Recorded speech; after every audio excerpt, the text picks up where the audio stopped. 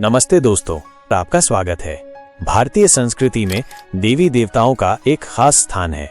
हम सब ने बचपन से उनकी अद्भुत कहानियां सुनी हैं और इनमें से एक सबसे फैसिनेटिंग चीज है उनकी आकाश में उड़ने की शक्ति। आपने भी सोचा होगा, आखिर ये देवी देवता हवा में कैसे उड़ पाते थे? क्या हमारे प्राचीन ग्रंथ, वेद और पुराण इस रहस्य से पर्दा उठाते हैं? आज इस वीडियो में हम इसी सवाल का जवाब ढूंढने वाले हैं। हम वेदों और पुराणों की गहराइयों में जाएंगे, उनके पन्नों को पलटेंगे और समझने की कोशिश करेंगे कि हमारे पूर्वजों ने देवताओं की उड़ान को कैसे देखा और चित्रित किया है। तो बने रहिए, मानवीय कल्पना और श्रद्धा के केंद्र भी हैं। वेदों और पुराणों में देवताओं का चित्रण अक्सर अलौकिक क्षमताओं से संपन्न प्राणियों के रूप में किया जाता है, जिनमें से एक महत्वपूर्ण क्षमता है आकाश में उड़ने की शक्ति। यह प्रश्न स्वाभाविक रूप से उठता है कि यह दिव्य सशरीर आत्माएं किस प्रकार हवा में उड़ पाती थी। वैदिक साहित्य में देवताओं वेद शामिल हैं, भारतीय चिंतन और धर्म के मूल स्रोत हैं। इन ग्रंथों में देवताओं का वर्णन प्रकृति की शक्तियों के मानवीयकरण के रूप में किया जाता है। इंद्र वर्षा और युद्ध के देवता हैं, अग्नि अग्नि के, वरुण जल के और वायु हवा के। इन देवताओं की गतिशीलता का वर्णन अक्सर उनके कार्यों और शक्तियों के संदर्भ में किया जाता है। ऋग्वेद में कई स्थानों पर देवताओं के रथों यानी विमानों का उल्लेख मिलता है, जो उन्हें एक स्थान से दूसरे स्थान पर ले जाते हैं। यह रथ अक्सर तेज गति वाले और अलौकिक शक्तियों से युक्त बताए गए हैं। उदाहरण के लिए इंद्र के रथ का वर्णन शक्तिशाली घोड़ों द्वारा खींचे जाने वाले और वज्र से भी अधिक मारक क्षमता वाले वाहन के रूप में किया गया है। इसी प्रकार अन्य देवताओं के भी अपने अपने विशिष्ट वाहन हैं, जो उनकी गतिशीलता में महत्वपूर्ण भूमिका निभाते हैं। हालांकि वेदों में देवताओं की उड़ान की प्रक्रिया का स्पष्ट और वैज्ञानिक विवरण नहीं मिलता है। उनकी गतिशीलता को अक्सर उनकी दिव्य शक्ति और इच्छा शक्ति का परिणाम माना जाता है। ये माना जाता है कि देवताओं के पास ऐसी अलौकिक क्षमताएं हैं जो उन्हें भौतिक नियमों से परे जाकर कार्य करने में सक्षम बनाती हैं। पुराणों में देवताओं की उड़ान का विस्तृत चित्रण पुराण, जो वेदों के बाद रचे गए भारतीय धर्म, दर्शन, इतिहास और संस्कृति के विशाल भंडार हैं। इनमें देवताओं की कथाओं का विस्तृत वर्णन मिलता है और उनकी अलौकिक क्षमताओं को भी अधिक विस्तार से चित्रित किया गया है। पुराणों में देवताओं की उड़ान के संदर्भ में कई महत्वपूर्ण बातें सामने आती हैं। पुराणों में देवताओं के उड़ने के साधनों में दिव्य विमानों का उल्लेख प्रमुख है। यह विमान न केवल देवताओं को एक स्थान से दूसरे स्थान पर ले जाते थे, बल्कि उनमें अनेक अद्भुत क्षमताएं भी होती थीं। कुछ विमान तो मन की गति से चलने वाले बताए गए हैं, जबकि कुछ आवश्यकता अनुसार अपना आकार बदल सकते थे। रामायण और महाभारत जैसे महत्वपूर्ण ग्रंथों में भी इन दिव्य विमानों का विस्तृत वर्णन मिलता है। पुष्पक विमान, जो रावण का था और बाद में राम को प्राप्त हुआ, इसका एक उत्कृष्ट उदाहरण है। इस विमान में सभी प्रकार की सुख सुविधाएं थीं और यह अपनी इच्छा के अनुसार कहीं भी जा सकता था। पुराणों में यह भी माना जाता है कि कुछ देवताओं और महान ऋषियों ने अपनी योगिक शक्तियों के माध्यम से उड़ने की क्षमता प्राप्त की थी। योग और ध्यान के द्वारा वे अपने शरीर को हल्का और सूक्ष्म बनाने में सक्षम होते थे, जिससे वे गुरुत्वाकर्षण के नियमों को भेद कर आकाश में उड़ सकते थे।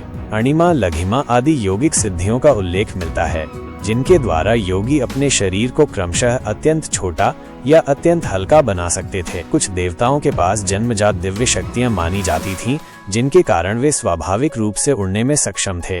गरुड़, जो भगवान विष्णु के वाहन हैं, इसका एक प्रमुख उदाहरण है। वे पक्षी रूप में अत्यंत शक्तिशाली और तेज गति से उड़ने वाले बताए गए हैं। इसी प्रकार हनुमान जी भी अपनी अद्भुत शक्ति और वायु देवता के पुत्र होने के कारण आकाश में उड़ने की क्षमता रखते थे।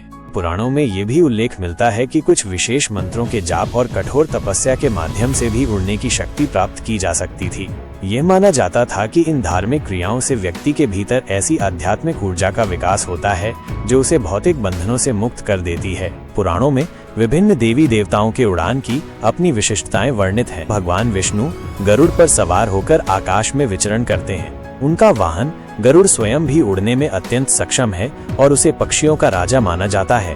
विष्णु का दिव्य स्वरूप और उनके सर्वव्यापी प्रकृति उनके स्वतंत्र और अबाधित गतिशीलता को दर्शाती है। इंद्र का रथ, जिसे ऐरावत नामक शक्तिशाली हाथी खींचते हैं, आकाश में उनकी शक्ति और प्रभुत्व का प्रतीक है।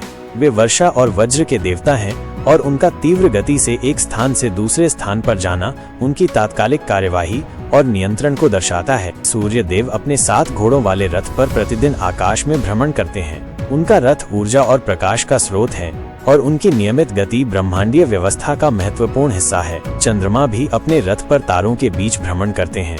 उनका रथ शीतल और शांत है और उनकी गति रात्रि के सौंदर्य और लय को दर्शाती है। अन्य अनेक देवता जैसे अग्निदेव अपने अग्निमय रथ पर, वायुदेव अपनी तीव्र गति से और वरुण देव अपने जलीय वाहनों पर आकाश और ब्रह्मांड में विचरण करते हुए वर्णित हैं। पुराणों और संबंधित ग्रंथों में देवताओं और अन्य दिव्य प्राणियों के उड़ने के अनेक रोचक उदाहरण मिलते हैं। रामायण में हनुमान जी का लंका की और समुद्र पार करके उड़ना एक प्रसिद्ध कथा है। उन्होंने अपनी अद्भुत शक्ति और वायुदेव के आशीर्वाद से ये असंभव कार्य किया था। उनकी उड़ान न केवल उनकी शारीरिक क्षमता को दर्शाती है, बल्कि उनकी भक्ति और निष्ठा का भी प्रतीक है। गरुड़ की कथाएं उनकी अद्भुत गति और शक्ति से भरी हुई हैं। वे अमृत कलश को देवताओं से छीन कर लाए थे और अपनी माता को सर्पों के बंधन से मुक्त कराया था। उनकी उड़ानें उनकी वीरता और पराक्रम का प्रमाण है। पुष्पक विमान। रामायण में पुष्पक विमान का उल्लेख एक ऐसे अद्भुत यान के रूप में किया गया था जो मन की गति से चलता था और जिसमें सभी प्रकार की सुविधाएं उपलब्ध थीं। इस विमान का उपयोग रावण और बाद में राम भगवान ने लंबी यात्राओं के लिए किया था। ऋषियों की उड़ान। पुराणों में अनेक ऐसे ऋषियों का वर्णन मिलता है जिन्होंने अपनी तपस्या और योगिक शक्तियों से उड़ने की क्षमता प्राप्त की थी। वे आकाश में विचरण करते थे और देवताओं से मिलते थे। देवताओं की उड़ने की क्षमता को केवल शाब्दिक अर्थों में ही नहीं समझना चाहिए, इसका एक गहरा प्रतीकात्मक महत्व भी है। सर्वव्यापकता। देवताओं की उड़ान उनकी सर्वव्यापकता और सर्वज्ञता का प्रतीक है। वे कहीं भी पल भर में पहुंच सकते हैं और सब कुछ देख सकते हैं। आकाश में उड़ने की क्षमता देवताओं की असीम शक्ति और ब्रह्मांड पर उनके नियंत्रण को दर्शाती है। वे भौतिक नियमों से परे हैं और अपनी इच्छा के अनुसार कार्य कर सकते हैं। यों और ऋषियों द्वारा उड़ने की क्षमता प्राप्त करना आध्यात्मिक उन्नति और भौतिक बंधनों से मुक्ति का प्रतीक है। यह दर्शाता है कि साधना के माध्यम से मानव भी अलौकिक शक्तियों को प्राप्त कर सकता है। देवताओं का उड़ना उनके द्वारा विभिन्न लोगों के बीच संचार करने और सांसारिक मामलों में हस्तक्षेप करने की क्षमता को दर्शाता है। वे भक्तों की प्रार्थनाओं को सुनने और उनकी सहायता करने के लिए तुरंत पहुंच सकते हैं।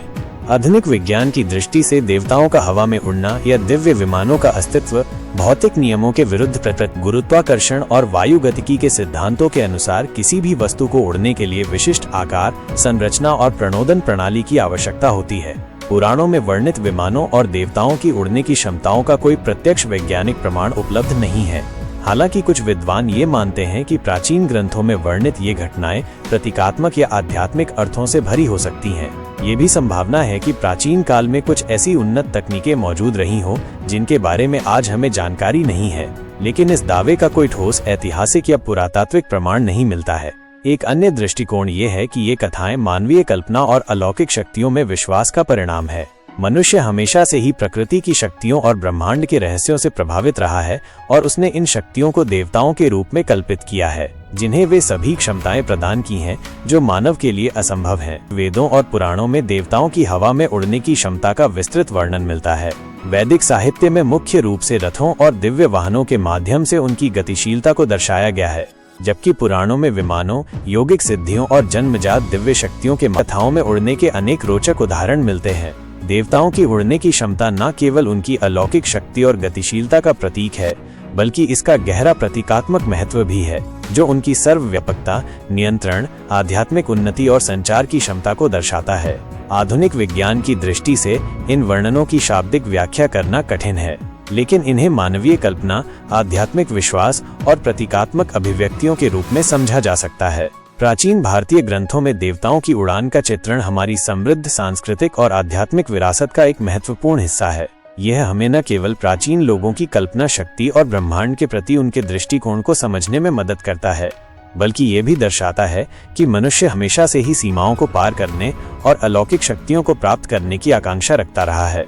देवताओं की उड़ान की कथाएं हमें प्रेरणा देती हैं कि हम भी अपने जीवन में उच्च लक्ष्यों को प्राप्त करने और अपनी क्षमताओं का विस्तार करने का प्रयास करें, चाहे वो भौतिक रूप में संभव हो या आध्यात्मिक रूप में।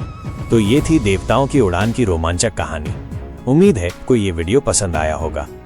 अगर आपको भारतीय पौराणिक कथाओं के ऐसे ही और भी रहस्य जानने हैं तो हमारे चैनल क्यूट बॉय आयु को सब्सक्राइब करना बिल्कुल न भूलें। इस वीडियो को लाइक करें और अपने दोस्तों और परिवार के साथ शेयर करें। हमसे जुड़े रहें और देखते रहें क्यूट बॉय आयु। जल्द ही मिलेंगे एक नई और दिलचस्प कहानी के साथ।